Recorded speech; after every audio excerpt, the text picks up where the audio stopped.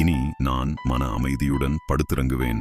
ஏனெனில் ஆண்டவரே, நான் தனிமையாயிருந்தாலும் நீரே என்னை பாதுகாப்புடன் வாழச் செய்கின்றீர்.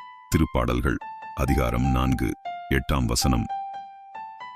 அன்பும் இரக்கமும் நிறைந்த தந்தையே, இன்றைய நாளை அமைதியோடும் பாதுகாப்போடும் முடித்து வைத்ததற்காக உமக்கு நன்றி கூறுகிறேன். இன்று நான் செய்த நன்மைகளையும் தவறுகளையும் உமது திருப்பாதங்களில் ஒப்படைக்கிறேன். நான் அறிந்தும் அறியாமலும் செய்த பாவங்களை மன்னித்து உமது அருளால் என்னை தூய்மைப்படுத்தியருளும். இந்த இரவில் என் குடும்பத்தையும் உறவினர்களையும் நண்பர்களையும் உமது பாதுகாப்பில் வைத்து காத்தருளும். நோயுற்றவர்கள் நலம் பெறவும் துயரப்படுபவர்களுக்கு ஆறுதலும் தேவையில் இருப்போருக்கு உதவியும் வழங்கும்.